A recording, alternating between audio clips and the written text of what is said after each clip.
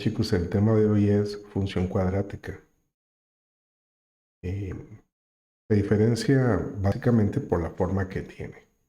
Habíamos visto función lineal, donde tenía ciertas características y ahora vamos a analizar primero cómo diferenciar que una función es cuadrática. Si logran ver acá, pues la idea es muy sencilla. Para que una función cuadrática se pueda reconocer, debemos observar que tiene un término cuadrático. O sea, tiene una letra, en este caso x, que está elevada a la 2. Los otros términos van a ser parte de ella, pero el término principal es este, el que tiene x a la 2, llamado término cuadrático. Aquí tenemos algunos ejemplos. Los elementos que acompañan a la función cuadrática los vamos a representar por letras.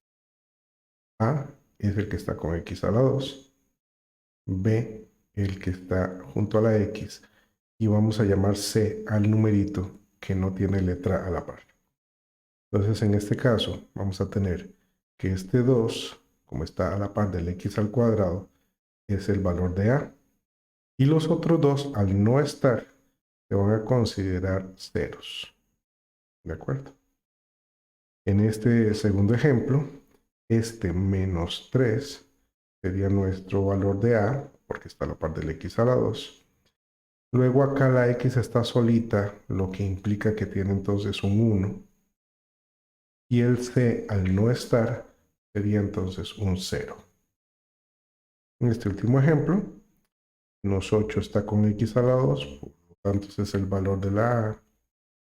5 tercios está a la par de la x, sería entonces el valor de B. Y el número que no tiene letra automáticamente sería 7, es el valor de C. Observen que esto no necesariamente tiene que estar ordenado A, X2, B, X y C, sino que pueden estar en orden diferente. Lo que importa es reconocerlos.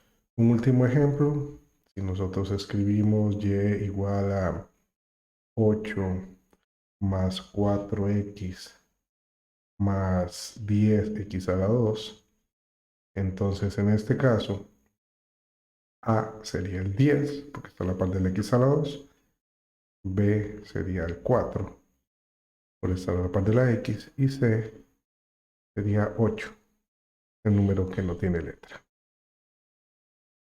Para la función cuadrática vamos a hacer el análisis de varios de sus elementos, aplicando en algunos casos fórmulas que normalmente deberíamos aprenderlas de memoria. Bien, aquí tenemos un ejemplo. Con este vamos a trabajar 9 elementos de la función cuadrática. Vamos a identificar quiénes son A, en este caso sería menos 1, B sería menos 2, y el valor de C, que estaría siendo 3.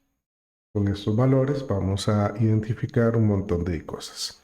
La primera se llama concavidad. ¿A qué se refiere la concavidad? Pues básicamente a la forma que va a tener nuestra gráfica. La gráfica de una función cuadrática tiene forma de parábola. Y la parábola tiene dos opciones: que quede viendo hacia arriba o que quede viendo hacia abajo, lo que llamamos cóncava hacia arriba o cóncava hacia abajo. Para saber cómo es la parábola de una función cuadrática, lo que tenemos que observar es simplemente el valor de la A, solamente el valor de la A. Si la A es un número positivo, va a ser entonces cóncava hacia arriba, y si la A es un número negativo, entonces va a ser cóncava hacia abajo. En nuestro ejemplo en particular, nosotros tenemos una A negativa, y por eso nuestra parábola va a ser entonces cóncava hacia abajo. Cuando hagamos el dibujo más adelante, pues va a tener esta forma, una parábola cóncava hacia abajo. Vean que es muy sencillo, solamente ver el valor de la A. Toda función cuadrática va a tener un corte con el eje Y. Ese corte va a ser siempre en el valor de 0,c. Para el ejemplo que nosotros estamos trabajando, entonces, nuestra gráfica se va a cortar con el eje Y en 0,3. Y lo vamos a identificar posteriormente en la gráfica. Ven que es muy sencillo, simplemente 0,c. Otro valor importante en la función cuadrática se conoce como el nombre de discriminante. Ese discriminante pues, nos va a servir para varias cosas. La principal es para saber cuántas veces se va a cruzar nuestra función con el eje de las x. Entonces, como pueden observar, ese discriminante tiene una fórmula que ahorita la vamos a resolver. Y si el resultado de ese discriminante es un número positivo, nosotros vamos a tener dos cortes con el eje x, 1 y 2. Y el discriminante nos da exactamente 0, nuestra función se va a cruzar solamente una vez con el eje de las x. Y si el resultado de ese discriminante es un número negativo, no vamos a tener cortes con x, o sea, la función está o muy arriba o muy abajo. Entonces, para el ejemplo que estamos trabajando, el valor del discriminante sería b elevado al cuadrado menos 4 que multiplica la a y que multiplica la c. El valor de b, aunque la fórmula no tiene paréntesis, es recomendable ponerle paréntesis para evitar problemas con signos, fracciones y otro tipo de números. Entonces acá vamos a colocar el valor de b, que era en este ejemplo menos 2. Entonces sería menos 2 al cuadrado, menos 4, que es de la fórmula, que multiplica el valor de la a, que era un menos 1, y que multiplica el valor de la c, que es un 3. Esto sencillamente lo colocamos en la calculadora para ver el resultado final. Paréntesis, menos 2, cierro paréntesis. Es importante que el cuadrado quede por fuera del paréntesis para luego hacer menos 4 por menos 1 por 3, lo cual nos está dando un resultado de 16. ¿Qué significa este 16? Bueno, básicamente al ser un número positivo, nuestra función cuadrática tendrá entonces dos cortes con el eje x. Y esos dos cortes con el eje x los vamos a calcular con otra fórmula. Bien, los cortes con x hay varias maneras de calcularlos. La manera más sencilla y la más común es con lo que se conoce como fórmula general. Si usted se mete a Google y busca fórmula general, pues le aparece esta que está aquí. Una manera más resumida de ver la fórmula general es escribirla de la siguiente manera. Menos b más menos la raíz cuadrada del discriminante, porque si ustedes notan esto que está aquí adentro, b a la 2 menos 4 por a por c es nada más y nada menos que el discriminante sobre 2 que multiplica a la a. Entonces vamos a resolverla con esta forma corta porque el discriminante ya lo habíamos resuelto. Vamos a hacerlo dos veces. La fórmula tiene más menos, lo cual indica que lo vamos a hacer una vez con más y otra vez con menos. Primero, importantísimo, este menos es de la fórmula, este más es de la fórmula, la raíz también, y 2 multiplicado. Entonces vamos a hacerla una vez con más y la segunda vez con menos. No es obligado que sea primero con más, simplemente es para diferenciar nuestros dos resultados. Entonces vamos a hacer la sustitución correspondiente y tiene que ir el valor de b, que es menos 2. Dentro de la raíz va a ir el valor del discriminante que nos había dado 16. Y en la parte inferior, en el denominador, es el valor de la a, que en este caso es un menos 1. ¿De acuerdo? Entonces resolvemos esto con la calculadora para ver cuáles son nuestros valores. Pues tenemos menos 2 más la raíz cuadrada de 16 sobre 2 por menos 1. Eso nos está dando un 3 negativo. Se ve por acá. Y si usted quiere ahorrar tiempo, pues se devuelve con la calculadora y nada más cambia el más por el menos para que no tenga que volverlo a digitar todo. Con negativo nos está dando un 1. Sin embargo, las intersecciones con los ejes no son números sueltos. Tienen que colocar en forma de par ordenado. Los pares ordenados serían entonces menos 3,0 y el segundo que nos dio 1, pues se coloca 1,0. Eso lo vamos a colocar nuevamente después en la gráfica para que vean cómo se van a identificar en ella. Esto de acá, las intersecciones con X, en la mayoría de las calculadoras también lo logran hacer de forma automática. En la calculadora gris de Casio normalmente es en modo de 53, donde nada más usted coloca los valores de A, B y C. Y en la calculadora Casio, también la blanca, se ingresa mediante menú la tecla negativo que está para arribita del 7 y luego 2, 2. Menú menos 2, 2 ingresa al modo de función cuadrática y también pues damos los valores de A, B y C y ella nos va a generar estos dos resultados. Puede ser que nos dé primero el menos 3 y después el 1, o puede ser que primero nos dé el 1 y luego el menos 3. Eso no afecta para nada el resultado porque son simplemente las dos intersecciones. Y muy importante, si lo hacen con calculadora, es súper necesario que no se les olvide que los resultados quedan con una letra I al final, una I. Creo que la calculadora la pone como una I un poquitico como cursiva, que sus resultados con I no los aceptan. ¿Por qué no los aceptamos? Porque se salen del conjunto de números reales, los resultados con I son de otro conjunto numérico y nosotros estamos trabajando exclusivamente con resultados dentro del conjunto de números reales. La calculadora al hacer esto no calcula el discriminante, entonces al no calcular el discriminante nos da resultados en algunos casos con I y esos resultados no los podemos aceptar. Si algún resultado da con I, nosotros tenemos que decir que la gráfica de esta función no tiene cortes con el eje X o no tiene intersecciones con el eje X cuando los resultados nos dan con Y. ¿De acuerdo? Hay que tener cuidado con eso. Hay que practicar bastante. Bien, otro concepto importante en función cuadrática es lo que se conoce como eje de simetría. Si pueden ver acá en este dibujo, el eje de simetría es esta rayita roja. ¿Qué representa el eje de simetría? Una línea siempre vertical que va a dividir a nuestra gráfica a la mitad. Entonces, como nosotros necesitamos calcular el eje de simetría, lo hacemos con esta fórmula que está por acá, menos b sobre 2 por a. Para el caso concreto en el que estamos trabajando, la fórmula sería x igual menos 2 por, y sustituimos los valores.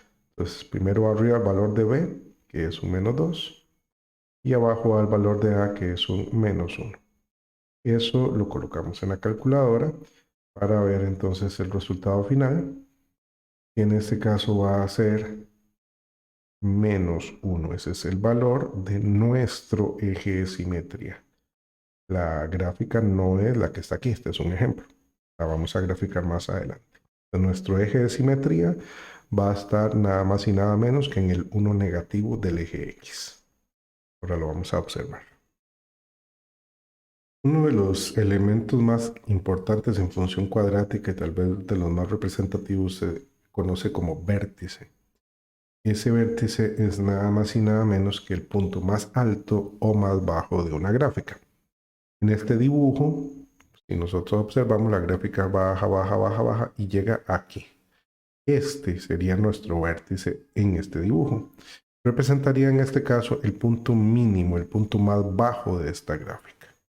Si la gráfica estuviera al revés, el vértice sería entonces el punto que está acá, el punto más alto, el punto máximo de la gráfica. Ese vértice es indispensable para mucho de lo que se analiza en función cuadrática. Tiene dos fórmulas, una para la parte X del vértice y otra para la parte Y del vértice. Si notan, la parte X del vértice es el mismo eje de simetría que ya habíamos calculado anteriormente. Entonces, el vértice del ejemplo que tenemos por acá tendría una primera parte que ya habíamos calculado que nos había dado -1. El menos b sobre 2 por a lo habíamos hecho ya. ¿Qué nos corresponde hacer? La segunda parte. Tenemos que hacer menos discriminante sobre 4 que multiplica a la a. En este caso sería el menos de la fórmula, el discriminante que nos había dado 16 y en la parte inferior 4 que multiplica a -1. Esto lo resolvemos con la calculadora y nos estaría dando 4 positivo. Ese es el segundo valor de nuestro vértice, que ahora lo vamos a identificar en la gráfica. Muy bien, si observamos la gráfica de la función cuadrática que estamos trabajando, vamos a observar los elementos que hemos calculado. Primero, la intersección con el eje Y, aquí en el 0,3, en el eje Y. Luego las dos intersecciones con X, una que nos había dado 3 negativo, que está por acá, para ordenado 3 negativo, 0.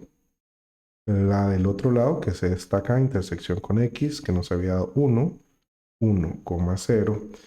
Y el vértice, el punto más alto de la gráfica, que está por acá, vértice que nos había dado 1 negativo, 4.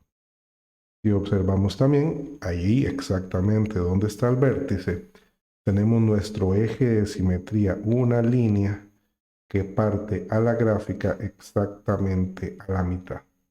Siempre, siempre, siempre pasando exactamente por el puro vértice. Pasa por el vértice y parte de la gráfica a la mitad. Esa es la línea que se conoce como eje de simetría. ¿Ven? Entonces, cuando nosotros tenemos que graficar una función cuadrática, tiene forma de parábola, cóncava hacia abajo, eso lo habíamos visto por el valor de la a, que era un número negativo. Luego, las intersecciones con X, la intersección con Y, el vértice y la forma que la gráfica iba a tener. Finalmente, una vez que tenemos la gráfica hecha, vamos a hacer el análisis de lo que se llaman intervalos de monotonía. Muy bien, lo que se llaman intervalos de monotonía es el comportamiento propiamente de la gráfica. Tenemos dos opciones, cuando la gráfica queda cóncava hacia arriba, cuando la gráfica queda cóncava hacia abajo. Vemos el primer ejemplo, la gráfica cóncava hacia arriba primero viene bajando, primero decrece y posteriormente crece. ¿A dónde crece y decrece? Al primer valor de nuestro vértice. Y observen menos b sobre 2 por a, menos b sobre 2 por a. Y en cambio, si la gráfica es cóncava hacia abajo, la gráfica primero crece, lo primero que hace es subir y después decrece. Pero en el mismo caso, hacia el primer número de nuestro vértice. ¿Ven? El eje de simetría, menos b sobre 2 por a. Nosotros lo que tenemos que hacer es adaptarnos al tipo de gráfica dependiendo del ejemplo con el que estemos trabajando. Bueno, habíamos visto que nuestra gráfica quedaba cóncava hacia abajo. Entonces nuestra gráfica primero crece de menos infinito al primer número del vértice, que es el -1. Primero crece, viene desde abajo, de infinito negativo, va subiendo hasta que llega aquí al vértice, hasta el -1. Y del -1 empieza a decrecer. Empieza a bajar. Empieza a bajar del -1 hasta más infinito. Ese sería nuestro caso de crece y decrece. Finalmente, el ámbito es el elemento que utiliza el segundo número del vértice, en nuestro caso el 4. ¿Y cómo sabemos cuál ámbito es? Bueno, si la gráfica hubiera sido cóncava hacia arriba, hubiéramos dicho que nuestro ámbito es hacia arriba, hacia más infinito.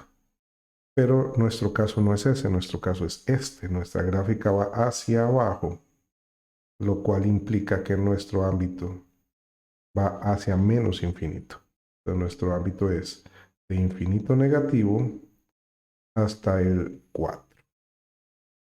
Si notan, pues tanto crece como decrece, se acostumbra a dejar los intervalos abiertos de ambos lados, mientras que en el ámbito se acostumbra a dejar el intervalo cerrado en el valor del número que estamos utilizando.